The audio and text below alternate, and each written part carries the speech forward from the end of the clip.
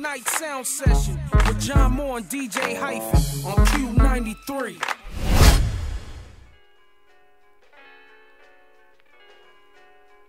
Yes, y'all, Sunday Night Sound Session, DJ Hyphen, Jay Moore. We're back in the studio. We've got Reflection Eternal, Talib Kweli and DJ Hi-Tek, and we're about to get into probably the most relevant record on the album right now, which is Ballad of the Black Gold. Clearly, with the situation in the Gulf of Mexico going on, this record really is dropping at a perfect time. But you guys wrote this, of course, before that happened. What was the motivation behind kind of shining light on this issue? Nigeria is one of the poorest countries in the world. It's one of the poorest places I've ever been to. And they have so much oil. They're the 5th largest exporter of oil in the world. And for that much oil, they should be rich.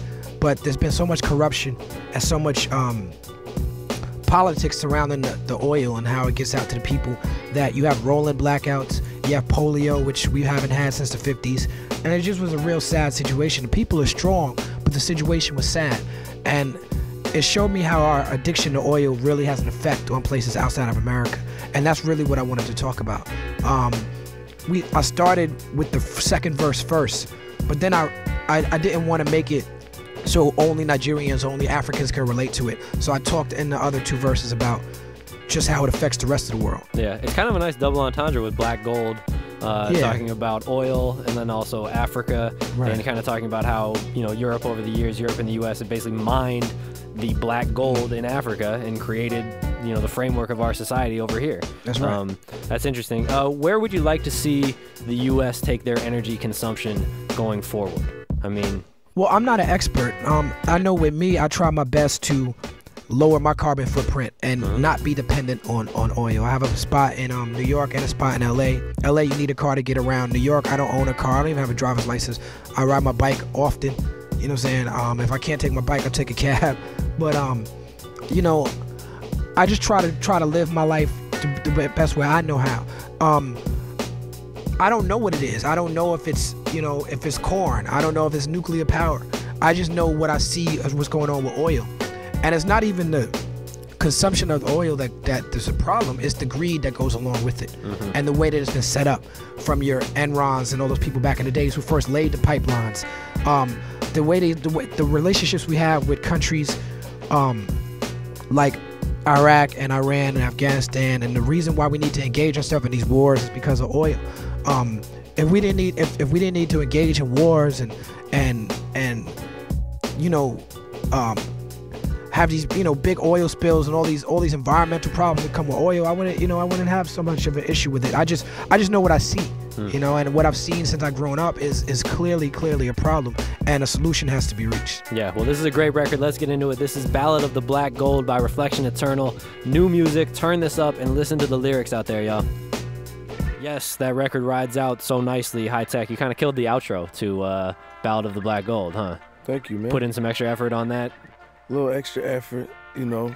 Shout out to Amani Azuri, gave me the real, what you call that? The real, what's he call it? Like the gospel type of strong soul feeling vocals. Oh, those vocals. So that's not the sample. That's not a sample. Nah. So you've done this before. I think on like that New York record. Yeah. Certain things were like the My Piano record, right? We all thought these were samples, but no, these are just basically you probably putting some filters on the voice. Same with In This World. That's not a sample. That's not a sample either. Nah, that's Belinda from Midnight Star. Wow. Yeah. So. Dude, that's crazy. Zilla, man. Check me, man. Check it out. That's right. Oh, yo, you actually bring up a good point, because I got to ask this question. What was that old record? I think it was the Techzilla record with Common, right? Where you had some intro in the beginning where it's like... Common Sense in the Ghetto in Chicago. Yeah. So that was a made-up intro, right? That wasn't a real sample. That was a sample. I've always wanted that. That was a real sample. That was... Haha, I thought I was going to tell you this. Gotcha. All right, we can discuss that off the air. I always thought that was like something that you had created to sound like a sample. I was like, that's man. Too perfect. There's God no way good, that really man. exists. God is good. I don't know, man. I'm just blessed, bro. That's how I stumbled upon stuff. Like, me and Common was in the studio. We made that, both me and him made that right then and there. And I was digging in the crates. And it was just one of my favorite records. You know, you have this one favorite record that you constantly just sample like 1,000 times, and then you just rape the whole record. Yeah, picking pieces. It was one of those, yeah. That's where I got the drum beat up.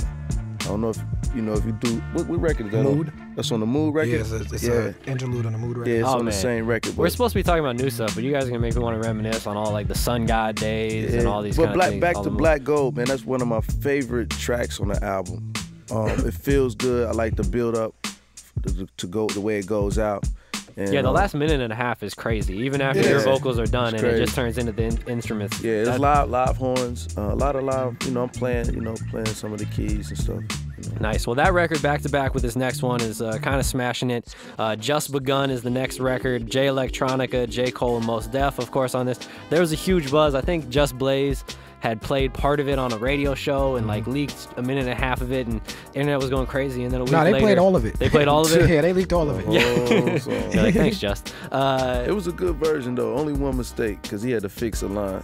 Oh, okay. We changed it. Right. But so then a week later, the official version dropped, and shockingly, which is very hard to do in 2010, it actually lived up to the hype, and people actually universally were like, "Yo, that's a great record." People love that. How important was it for you to reach out to cats like J. Cole and Jay Electronica, kind of younger cats in the game? I think Jay Electronica might be a little older age-wise, but younger cats in the game coming up to kind of connect with that and keep the circle moving. Jay Electronica moved around my way, so I was just seeing Jay Electronica every day. That was a natural sort of fall into the fold situation. J. Cole was somebody who I had started to pay a lot more attention to around that time. I had been checking for J. Cole already, but you know, me and Hi-Tek were talking about new voices on the record, and a couple of different names were kicked around. Like we talked about Blue at one point. You know, we talked about we just wanted to get somebody fresh on the record, and I don't know. I'm not even sure how I got J. Cole's number. I was just scrolling to my phone. I think I saw an interview with him where he was like, out of the blue, I got this text. It was like, yeah, but I had his number in my phone. I never met him. In fact, I think I know the reason why. He said Ninth Wonder might have given you the number. That could be the connect. That's what it was. That's what it was. I was talking to Ninth Wonder. Of course, a fellow North Carolina. Right, and guy. and J. Cole's, and I saw him on TV or something. I was like, you have J. Cole's number? And then I had his number from Ninth Wonder for like a month. And then I just texted him. I was like, yo, this is Kweli. And he was like, stop playing. Right. I mean, he didn't say that. He was like, okay. Like, he was apprehensive at first, you know what I'm saying? Because he wasn't sure if it was really me. But yeah, I just texted him out the blue and was like, yo, I got this record.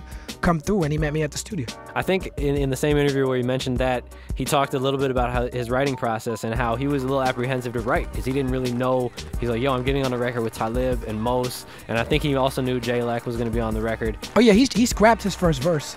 I remember that. He laid a verse. It was dope. I was like, thanks, man. He was like, your verse is cool. I'm going to do another one. And he scrapped it and did another one. And he kind of killed it. Yeah, he kind of killed it. Yeah.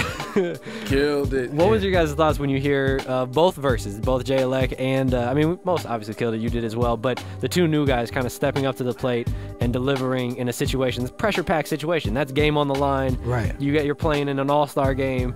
You know, Bird and Magic are passing you the ball. Well, I'll make a confession. Like, people talk about Just Begun as like an ill posse cut. And it is a posse cut, but I never really thought of it as that because the style of the music is so laid back. I didn't really and it's so much in the pocket of what it's not like a headbanger posse. No, it's not. We didn't go into it thinking like, yo, let's do a scenario. Nah, we didn't go into it like that at all. It's real laid back, man, and it sounds like a record we would have did 10 years ago. Like, I think that's what make it unique though. Yeah. Like it's just more of just making a nice piece of music, you know what I mean? Opposed to like, let's get this, you know, the best MCs in the game right now and make this posse cut. No, that wasn't the intention. Yeah, J. Cole lived in Long Island. Jay Electronica lived in Brooklyn. If they didn't live close like that, I probably would have reached out to somebody different. No, it sounds like a record that could have been on like Lyricist Lounge. It does, but because of that is why I was surprised at how excited people were about it. Because a record that sounds like it should have been on Lyricist Lounge is kind of what people expect us to come with. Right. You know, and so when people really got excited to whereas it's getting played on mainstream radios, shows in the mix, you know, Exhibit C blowing up at the time had a lot to do with it as well. But I was just surprised at the reaction. I knew it was a good record, but in my mind it was just a good record and we good at making those type of records. I didn't think it was something extra. And people treated it like it was something extra. I don't know, man. It's a great record. We've played on this show. We're going to play it right now. Just Begun. Yeah. Talib Kweli, Hi-Tek, Jay Electronica, J. Cole, Mos Def. The whole crew is there. Turn this up. Great record. Sunday night sound session with John Moore and DJ Hyphen on Q93.